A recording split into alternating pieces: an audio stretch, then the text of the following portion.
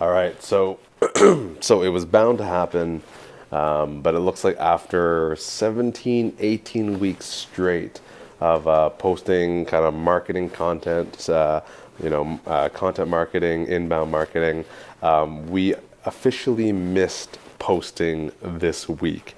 And even though this kind of, in a way, is a post, it wasn't as planned out as the other posts were, and it's not necessarily adding specific marketing or video production value. But I did want to post this and talk a little bit about this because I was listening to the Joe Rogan podcast where he was interviewing Elon Musk, which is, by the way, a very weird interview, but regardless, there was one point where they're talking about Instagram and social networking, and they're talking about this idea of how social networking can be a little bit bad in the sense that you're getting this kind of filtered view of people's lives. You kind of have this view where people's lives look a lot better than they may be. Like in Instagram, everyone looks happy, everything looks touched up, everything looks great, but it's not necessarily a good representation of what people's lives necessarily are. And you know what? I thought it was kind of similar in the way to sometimes the way we view other businesses. LinkedIn is kind of like the social network of businesses. And when you view other businesses online, you'll see a lot of companies, ourselves included, posting a lot of material.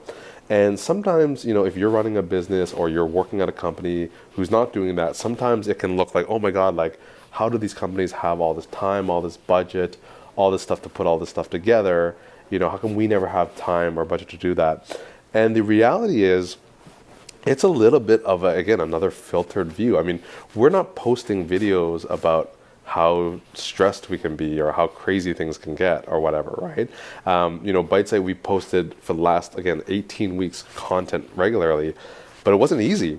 It was very hard. In the first couple of months, it was hard for us to get client work. We weren't getting that much client work, so we actually had time to do it. So it wasn't like things were booming on the client side and we were doing all this great business, and on top of that doing the marketing content. No, it was, we weren't getting that much client work, and we had some time to do that, which is great. Now, mind you, we were putting a concentrated effort into that as well, into the marketing content, but it wasn't easy. And then when the client work started to come in and we started getting more and more projects, we still wanted to maintain the marketing stuff and we still wanted to maintain regular material. And that was getting really hard to do.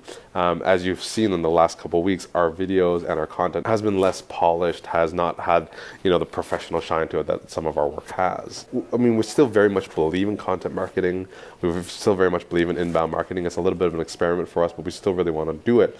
And we still want to do all that stuff. But I kind of just wanted to make this video to show people that, if you have a certain impression about, our company or other companies that are doing all these things, it's just not always that easy. It's maybe a skewed view of, how successful or how well the company is doing, right?